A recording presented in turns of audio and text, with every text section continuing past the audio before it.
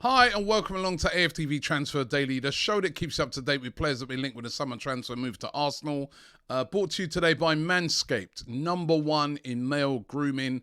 If you want to get any Manscaped stuff, you can check the link in the description. Get yourself a big discount off of everything available today. So get involved in that right now. Brought to you today by Manscaped. The transfer window continues on. You know what? Interestingly, I saw yesterday that Stan Kroenke, again, another big move for him, not over here in the UK, but in America, giving, I think it's Nikola Jovic, who's the star basketball player for the NBA team, the Denver Nuggets, a mega contract worth something like $264 million, the biggest ever again. He's done it with his teams in the American football. He's now doing it in basketball. I know it's a little bit different because, you know, you've got salary caps and stuff like that. So it's easier to work out your budgets. But just shows he's showing intent over there with his American teams. I guess, listen, he's showing intent over here at the moment. You know, we've bought in Jesus, and that is a great signing. But what else is to come? I think we've been having like really good momentum and Jesus and Fabio Vieira, and then all of a sudden it's hit the buffers a bit, haven't it? You know, and then we're watching other teams like, you know, watching Spurs sign Richarlison, which I think is a good signing for them, to be fair. And you're thinking, come on, we need a bit more now. Let's get going again.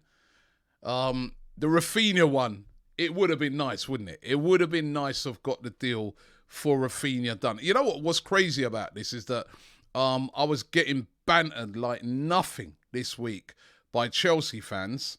They're all like, oh yeah, we got him, we lost out on him. But now, you know, he's not even certain he's going to go to Chelsea. It just goes to show how difficult some of these deals are to get done. You know, a lot of talk is that he could actually go to Barcelona. They may somehow have been able to stump up the cash by doing some various different maneuvers.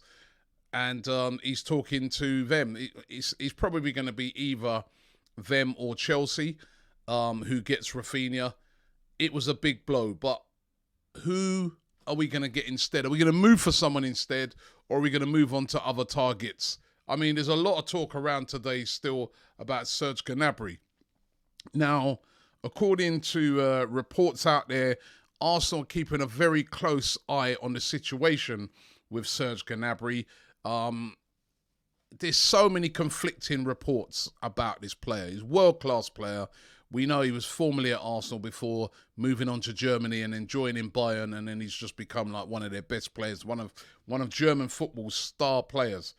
Now, depending on where you read it and depending on where you look on it, it seems that there's a real deadlock over Serge Gnabry. There's reports coming out of Germany that Bayern Munich are very angry with Serge Gnabry because he hasn't signed a new contract. Remember, he's only got 1 year left on his deal, and they may decide to just freeze him out if he doesn't sign a new deal. Really playing hardball with him. That's one count. Then there's other reports saying that actually, no, he might sign a new deal. Once he comes back off of his holidays, you know, he's focused on Bayern. He doesn't want to disrespect them. He will sign. And then there's other reports saying that, you know, Arsenal are keeping a very close eye on the situation and are ready to pounce if a deal is not done. The problem with this one, a bit like Richarlison again, there's so many other clubs that would be interested in him. The real big one being Real Madrid. You know, Real Madrid said to, you know, they were still a bit upset that they missed out on Mbappe, and they'd see Gnabry as, you know, somebody that could go a little way to, you know, softening that blow of them missing out on Mbappe. Liverpool have also previously been quoted as being interested, although I'm not sure if they still would be. And Arsenal said to hold a big interest in him and will be ready to pounce if he doesn't sign a new deal. Now, it all going to come down to whether Serge Gnabry decides to stay at Bayern Munich or to move on. As I said, Bayern upset with him, playing hardball with him. Obviously, Serge Gnabry and his representatives looking to get him as big an amount of wages as possible there because he is a star player. We watch with interest. It's going to be one that's going to roll on throughout the window. It could be one of those. I remember John Smith, the super agent, once saying to me when I did an interview that sometimes what clubs do, they get some of their business done and then they sit and they wait. They sit and they wait because there's always some sort of big deal, big bargain that's thrown up towards the end of the transfer window. So could Serge Gnabry be one? Arsenal definitely seem to be eyeing the situation. Arsenal linked with this guy before. I've mentioned him before on the show. Arda Guler from Turkey. He plays for Fenerbahce, the same team that Mesut Ozil was playing at until he fell out with them. Attacking midfield player.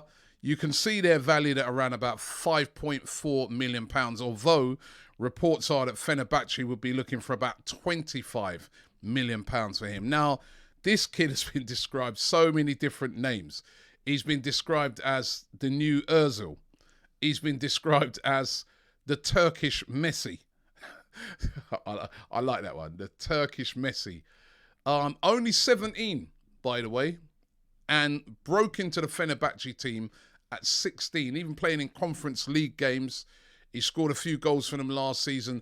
Most of his appearances in the league were off the bench. I think 10 appearances off the bench, scored 3 goals. Really looked upon as a real hot prospect coming out of Turkey.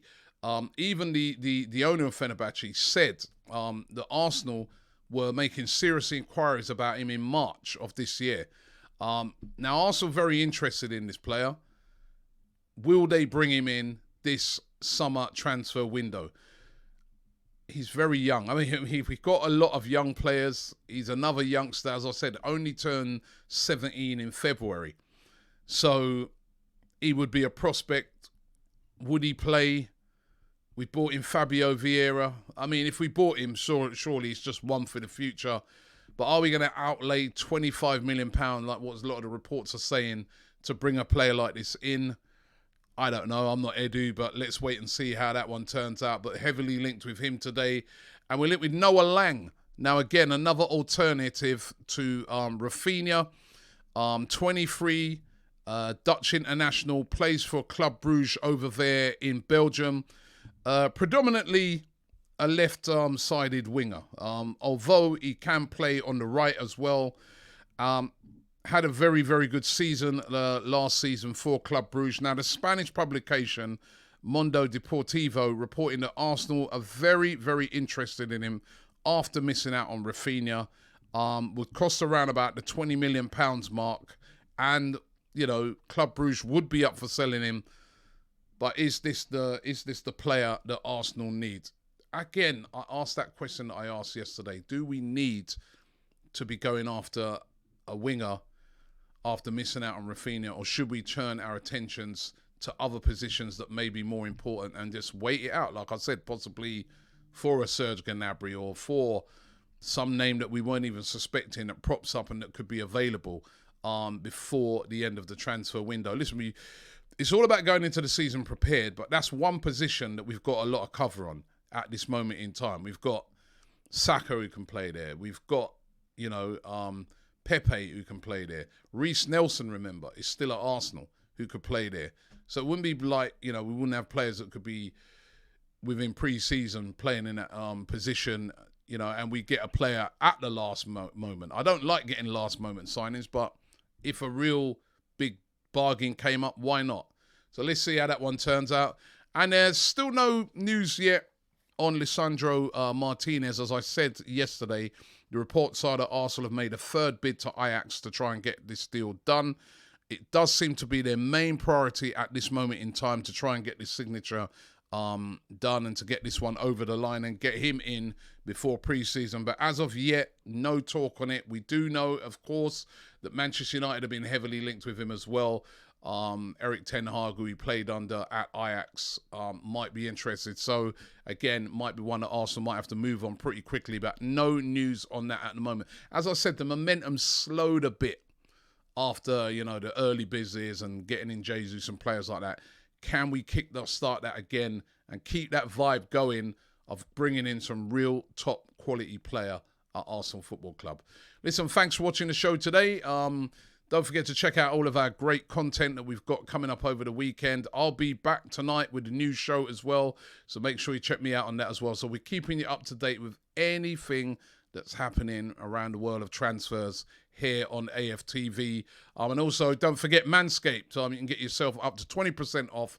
The link is in the description, so get involved in that right now as well. Thanks for watching the show, and I'll see you tomorrow.